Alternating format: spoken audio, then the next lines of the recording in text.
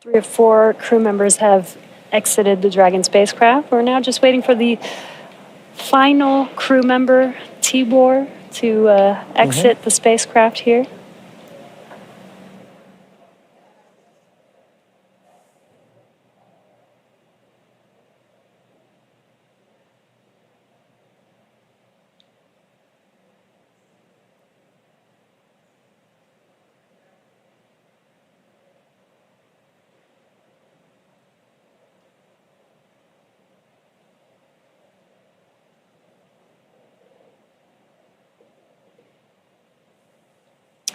And last but not least, mission specialist Tibor Kapu. Hungary marked a significant milestone in its space ambitions with the AX4 mission as astronaut Tibor Kapu became the first Hungarian to reach the International Space Station, and all smiles from him there. His participation under the banner of the Hunor Hungarian to Orbit program represents Hungary's commitment to advancing its role in international space exploration. This mission signifies the country's return to human spaceflight after decades and highlights its strategic investment in science, technology, and innovation. And Jesse, it was wonderful seeing Tibor's smiles and waves and high fives. You knew how important this mission was to the crew as they were prepping for it and throughout the mission, and seeing them be able to egress with the same smiles that they went into the capsule with, or into the spacecraft with.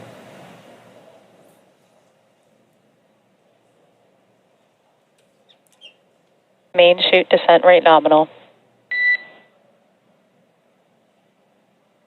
Copy, main chute descent rate nominal, 1,000 meters for Dragon.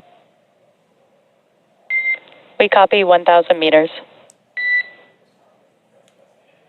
Great visual confirmation, as well as those comms that the 4 main parachutes have deployed. Again, we are going to be slowing down the vehicle from 350 miles per hour all the way down to just about 15, 16 miles per hour by the time that the vehicle touches down and splashes down into the ocean. Exactly right. You mentioned these beautiful visual confirmations that we're getting. An important aspect of today's specific splashdown is that it's occurring at night. That's Dragon 800. Copy, 800 meters.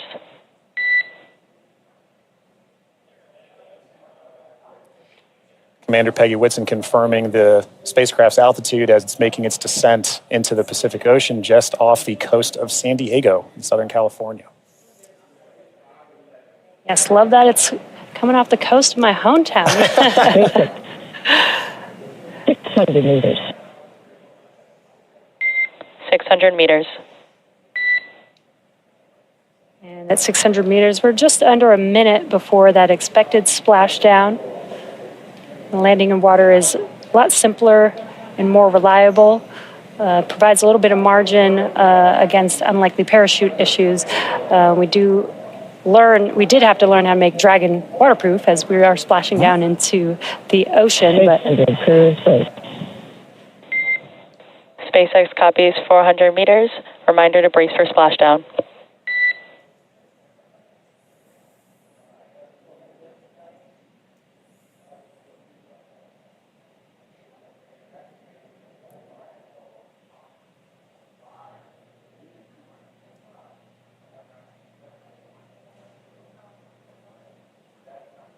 Oh, that's a pretty cool view. Yeah. That's right. Maintaining the vehicle's signature through things like cloud later and any kind of atmospheric disturbance allows us to maintain visual contact with the vehicle as it's making its final descent towards water landing. And it's a little foggy, as you can see there. Yeah, Pacific fog is rolling in. We've got some very bright lights as Dragon, you can see the ocean there. Dragon is about to touch down in just a few seconds here. And working their way towards the vehicle are the SpaceX and Axiom support teams that will be present for the next phase of our splashdown coverage today. At this point, we'll be waiting for for confirmation of the crew's safe landing, and then we'll move into the phases of this mission, which are really, let's recover the vehicle, let's recover the crew, let's make our assessments, and at that point, we'll be covering. And we have splashdown of the AX-4 crew back on planet Earth. Welcome home.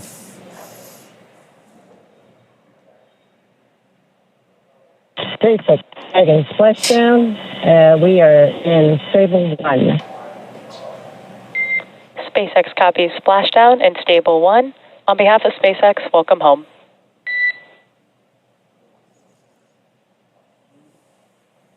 And thanks for the great ride and the safe trip, and Grace is happy to be back.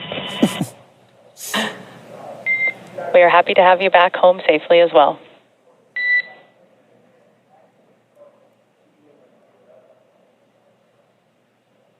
Some words between the Corps and our commander, Peggy Whitson.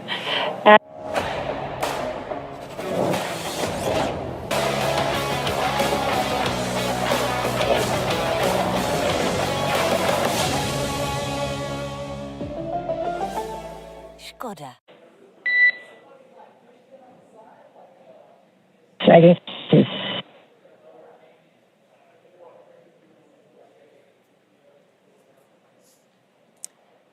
Yeah, so now you can see a couple fast boats are going to be approaching the Dragon spacecraft. They're going to start with making sure that the spacecraft is safe. They're going to do some sniff checks. They're going to pick up those main parachutes. As Dragon splashed down, the chutes were immediately cut to make sure there's no safety issues there. So we'll pick up those main parachutes up.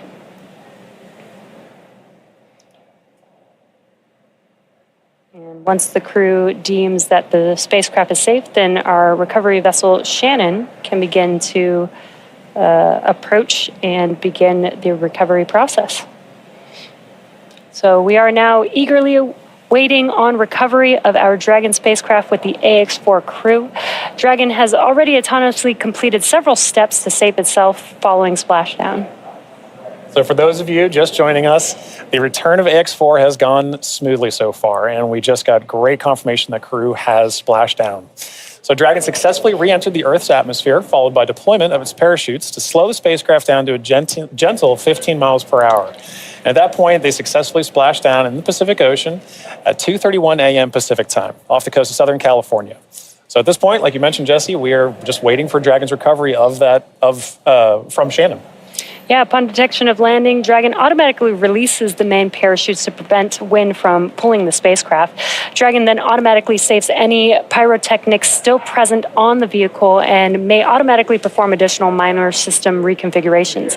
The astronauts remain seated and in their suits at this point, but the onboard air conditioning keeps temperatures in check inside the spacecraft, and the communication systems on board remain powered so the crew can continue to communicate. And as we're watching, SpaceX has 2 fast boats in the recovery fleet, which move very quickly to get to the splashdown point. And those are being followed by Shannon, the main recovery vessel, which will move into position upwind of the spacecraft.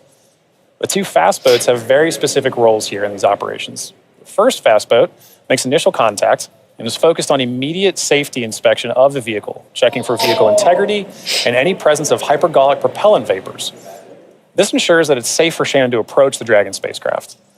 Now, once Dragon is cleared for full approach, the team begins rigging the spacecraft for water recovery by the recovery ship. The second fast boat is responsible for parachute recovery and also serves a redundant boat to the first.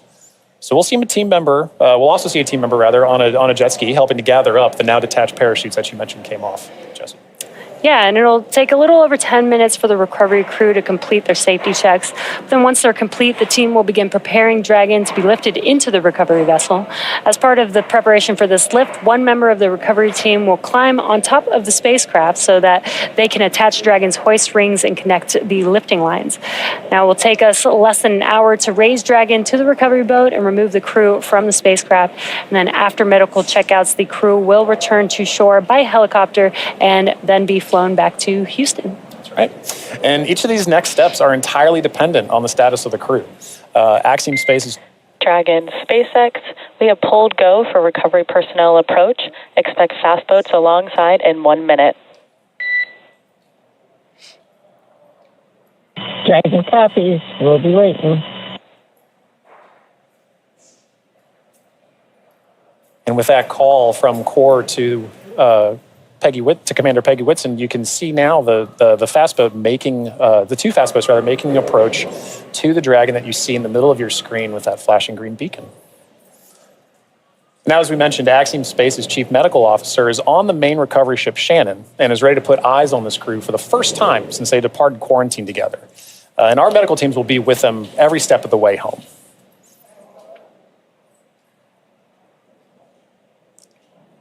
It is nighttime, so we do have this infrared camera to help us see a little bit more clearly. That's the Dragon spacecraft in the middle of.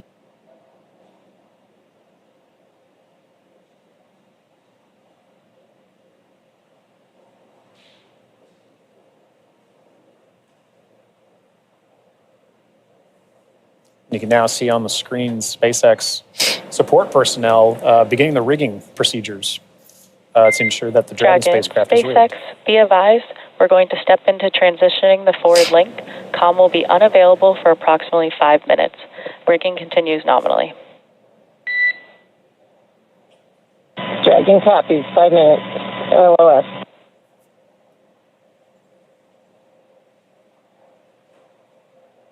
Again, the Corps just keeping the crew updated with the operations that they're performing. They won't have comms for about 5 minutes, but rigging is continuing, as we can see there, with the recovery crew member standing on top of the spacecraft. Yeah, working very important procedures for the next phase of the AX-4 mission. And for those of you who have been following along since June 25th, when the Falcon 9 lifted off from Kennedy 39A, this was a pristine new. This is the drive of your dreams. You and I, we are dreamers. You and I, we are believers. Introducing the all-new Skoda Kailak. Own your dream. Skoda. Yeah, I love the tradition that the first crew that flies in the spacecraft get to name the spacecraft. And Peggy Whitson had some great words on why they named the spacecraft Grace, which I think is amazing. And we've got a great fleet of Dragon spacecraft. And speaking of Commander Peggy Whitson, she's actually our third frequent flyer. Yeah. Our first frequent flyer was Michael Lopez Alegria from Axiom Space. Yep. Second being Jared Isaacman when he flew on the Polaris Dawn mission. And now Peggy Whitson flying for a second time on a Dragon spacecraft. At SpaceX, we're trying to make these vehicles reusable, just like aircraft when you fly and fly over again multiple times a day. And we're getting closer and closer to that with the same crew members flying again. Exactly. Which is awesome. And it's important to note, right, that kind of mission-to-mission lineage, right, allows crew members like Peggy Whitson, like Michael Lopez Alegria, to better help inform the next crews that are coming with them, right? The more familiarity that you get with the vehicle, the better equipped you are on your mission. And I, as a personal Peggy super fan, I cannot imagine a more fitting astronaut to be able to give a name to a new vehicle. I love the messaging behind why they chose to name it Grace. And to your point, Jesse, about the frequent flyers, I loved that during launch we could see I don't know if it's a new tradition potentially, but we got to see some boarding passes that SpaceX provided to the AX-4 crew, and because of her frequent flyer status, Peggy Whitson got a gold boarding pass, and I absolutely adore that she was able to have that distinction. Yes, just add it to her resume. Yeah, you can add it to her resume. SpaceX frequent flyer.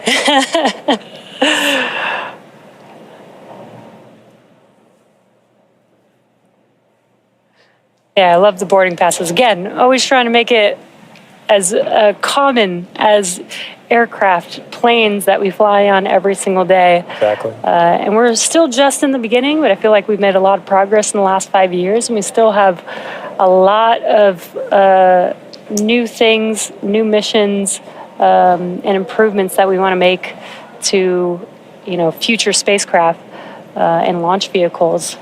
So I'm excited for the future. I really Exactly do right. believe that we could get to aircraft, plane, regular flight, Yeah. multiple flights a day within our future. I think we can. And human spaceflight it's a team sport, and it is something that you are always learning from. No matter how commonplace any of these missions get, right?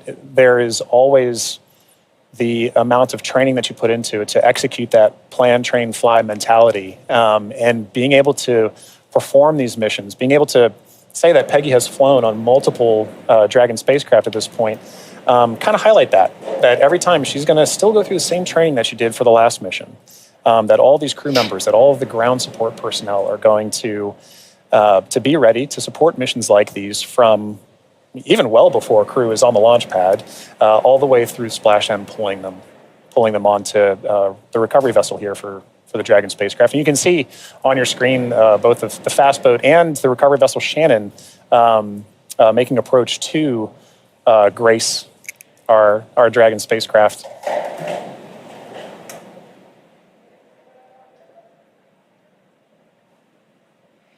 There you could see what we call the Dragon nest.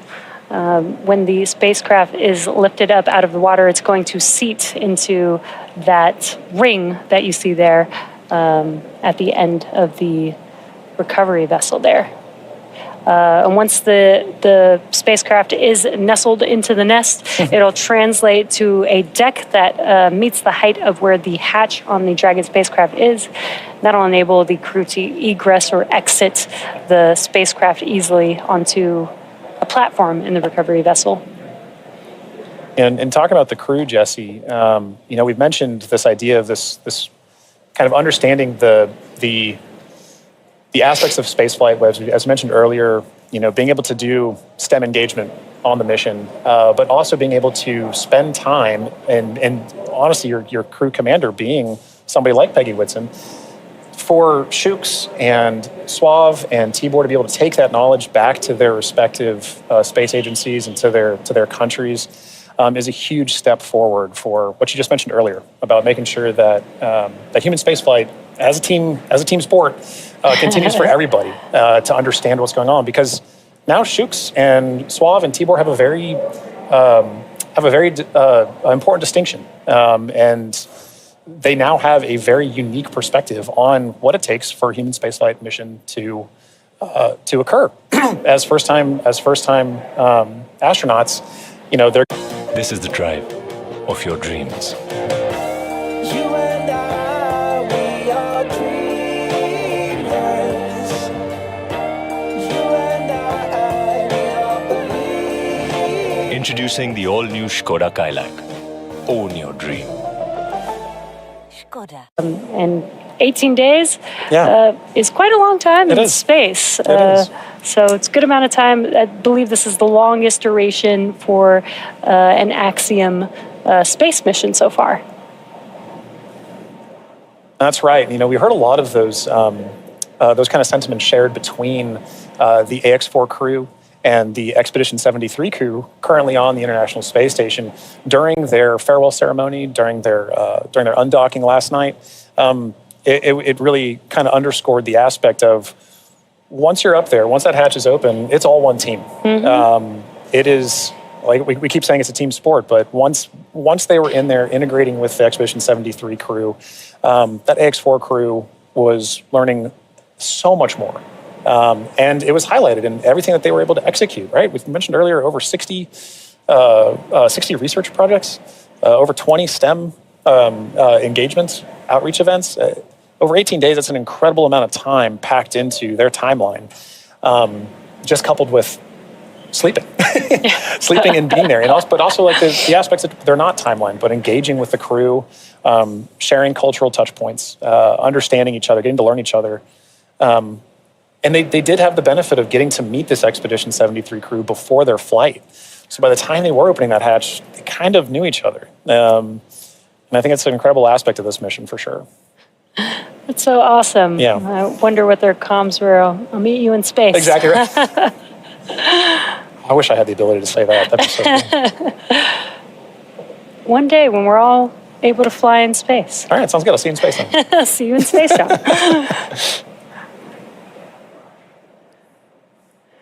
Looks like we're getting closer. They are pulling the spacecraft towards the recovery vessel. Looks like we're rigged up, and you can see the hydraulic lift moving forward and down. And then it will begin to lift the spacecraft out of the water and again into that Dragon nest that you see there on the recovery vessel.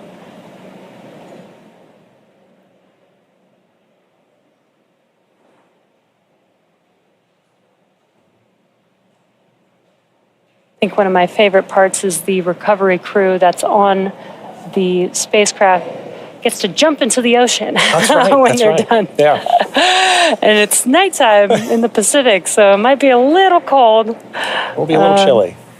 but definitely a unique part of the job. Exactly right. And you can see all the support crew. There's just a fast boat on the screen that made its way off screen there, but you can see the number of support crew that's kind of going into supporting an operation like this. It may look like it's not happening very fast, but there are a lot of steps that each of these crew members are responsible for ensuring that the Dragon spacecraft is pulled into that nest safely but smoothly, and they're working towards that now. There he goes. Love that. Despite the freezing temperatures, it looks fun. And he got out of the water pretty fast, so I think you're right about that.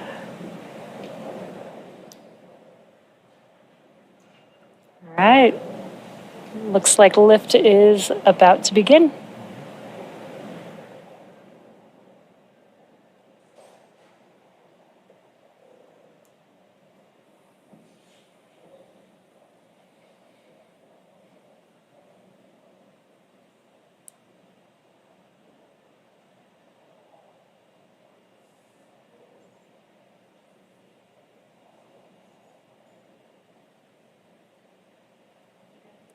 Those of you just tuning in, the AX4 crew splashed down off the coast of Southern California a little under 30 minutes ago. And we are now in the Dragon SpaceX. Rigging is complete. Stand by for capsule lift. Dragon copies. Dragon SpaceX, capsule lift in progress, brace. All right, good verbal confirmations there and visual confirmations that we're getting a successful lift. Dragon copies. And again, those comms, crew can't see what's happening outside Right. of the spacecraft, so letting the crew know what's happening so they understand, the vehicle moving, Exactly. what those different feelings are with the spacecraft moving around. Trying to give crew some level of situational awareness of where they are and where they're going next. So Dragon will remain in the nest during the crew extraction and for the journey back into port. The spacecraft is currently was just lifted, as you saw, and set on the nest. And from here, it'll be centered and oriented. And then from there, Dragon will be translated into the hangar underneath the helipad aboard the ship so that we can then open the hatch. And once open, a SpaceX medical doctor will be the first one in to check on the crew to see if they are ready to egress out of the vehicle. And as we noted earlier, Axiom medical teams are also on the recovery vessel working in tandem with SpaceX staff to assess and assist the crew. The astronauts will egress, or what we call exit, from Dragon. This is the drive of your dreams. You and I, we are dreamers. You and I, we are believers. Introducing the all-new Skoda Kailak. Own your dream.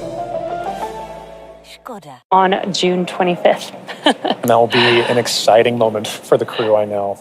But for the crew and also for the ground crews, getting that first confirmation of your crew exiting the spacecraft, getting good medical checks, and then coming out and giving a thumbs up is something everybody wants to be able to see, and we'll be able to see it soon. Yeah. And it looks like the spacecraft is nestled into the nest. Dragon SpaceX, welcome aboard the recovery ship. Apology for the delayed call earlier, we are still working to transition the forward link. Recovery personnel are completing their final checks, and I will let you know when we are ready for translation across the deck to the eCrest platform.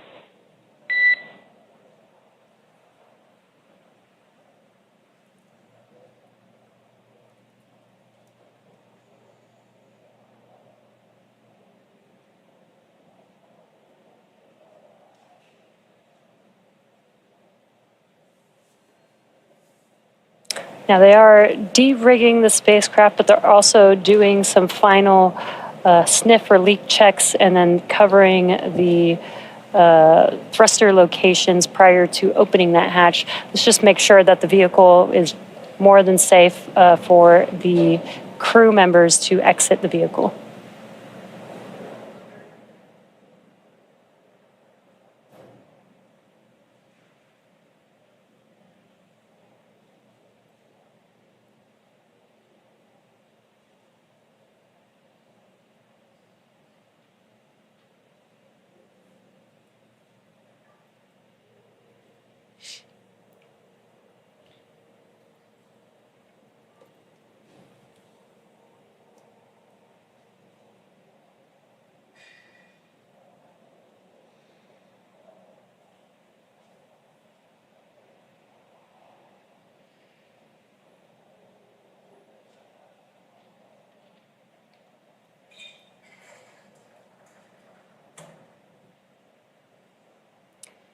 And some of their aids are not too complex. That white platform that you see there is essentially a slide. Yeah. But an important one. A very important slide. But in addition to that slide, we do have, there's a complex tool that you mentioned earlier, Jesse, about protecting the seals.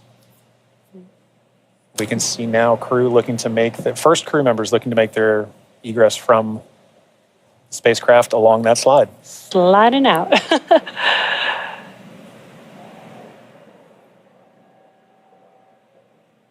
And there she is. We see Commander Peggy Whitson, all smiles, exiting the spacecraft Grace. That is a beautiful sight. Peggy Whitson, the AX-4 commander, is home, having logged 695 days in space on 5 flights. She is the 7th on the all-time list for most days in space by a human. It's an incredible feat. Legendary.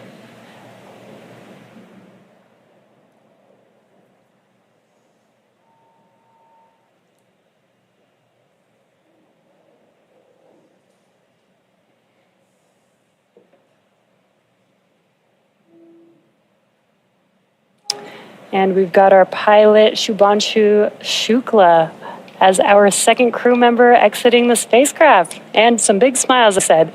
India reached a major milestone for the nation's space exploration goals. AX-4 pilot Shubhanshu Shukla became the first astronaut to fly from the country's newly established astronaut corps.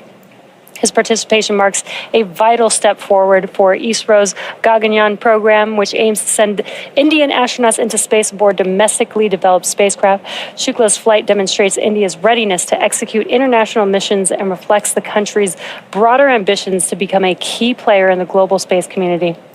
As India continues to expand its capabilities in crewed spaceflight, this mission serves as both a proving ground and a symbol of its commitment to innovation, collaboration, and leadership in space exploration.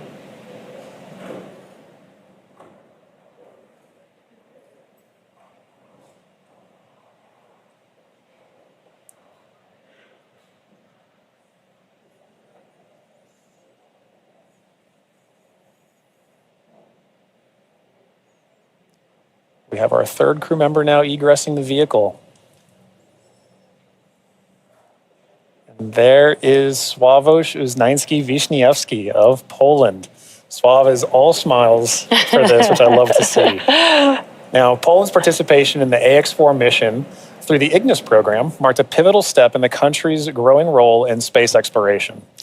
Astronaut Sławomir Uznański-Wiśniewski, flying in partnership with the European Space Agency, led a research agenda focused on some of the most pressing challenges in human spaceflight: mental health, artificial intelligence, and radiation monitoring. These areas are critical not only for ensuring astronaut well-being on long-duration missions, but also for enabling safe and sustainable exploration beyond low Earth orbit. The Ignis mission reflects Poland's strategic investment in cutting-edge science and its ambition to contribute meaningfully to the future of deep space travel. It also signals a broader shift in Europe's space landscape, where emerging space nations are taking on increasingly vital roles.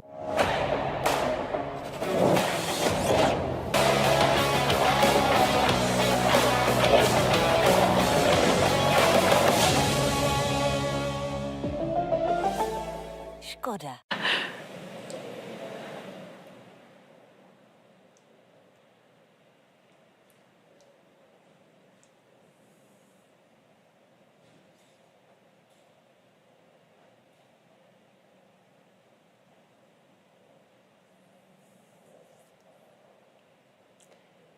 Three of four crew members have exited the Dragon spacecraft. We're now just waiting for the final crew member, Tibor, to exit the spacecraft here.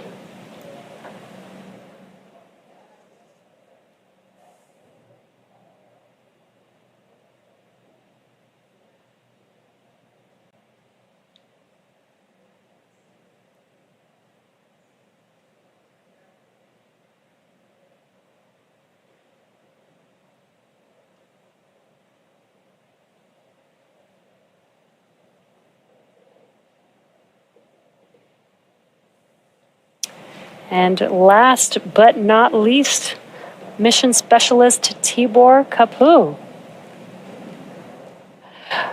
Hungary marked a significant milestone in its space ambitions with the AX4 mission as astronaut Tibor Kapu became the first Hungarian to reach the International Space Station, and all smiles from him there.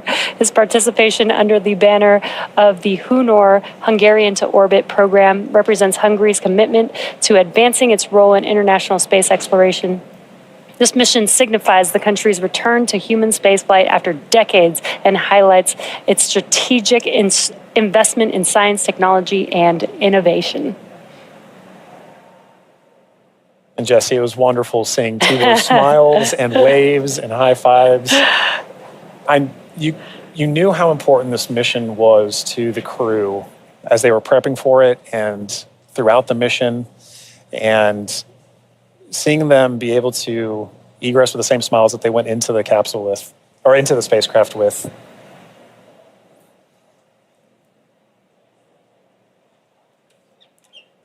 Main chute descent rate nominal.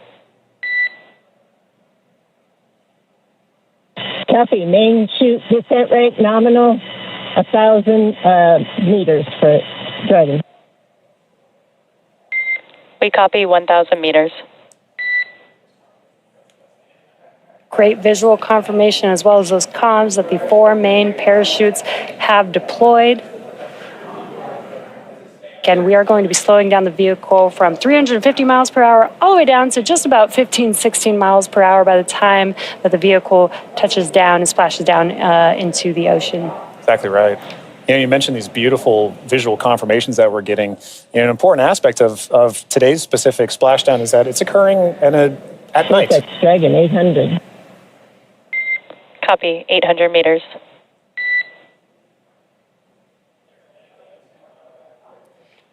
Commander Peggy Whitson confirming the spacecraft's altitude as it's making its descent into the Pacific Ocean just off the coast of San Diego in Southern California. Yes, love that it's coming off the coast of my hometown. 600 meters. 600 meters. And at 600 meters, we're just under a minute before that expected splashdown. The landing in water is a lot simpler and more reliable. Provides a little bit of margin against unlikely parachute issues. We did have to learn how to make Dragon waterproof as we are splashing down into the ocean. But SpaceX copies 400 meters. Reminder to brace for splashdown.